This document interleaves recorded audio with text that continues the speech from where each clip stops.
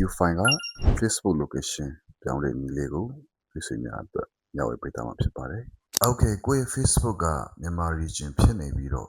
တခြားနိုင်ငံ region ပြောင်းချင်တဲ့ညီကိုများအတွက် Facebook ကနေ region ပြောင်းလဲနည်းလေးကိုဒီ video file မှာညဝေပေးထားမှာဖြစ်ပါတယ်။အရင်ဦးဆုံး Facebook application ပဲအရင်ဝင်ပါ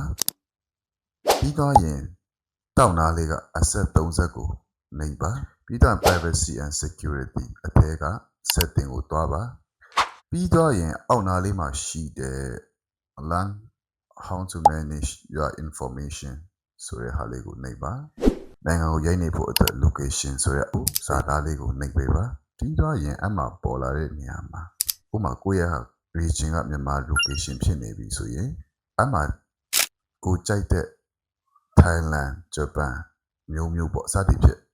ပြောင်းလို့ရပါတယ်ကျွန်တော်က Thailand ကိုပဲအရင်စမ်းလုပ်ကြည့်လိုက်ပါမယ်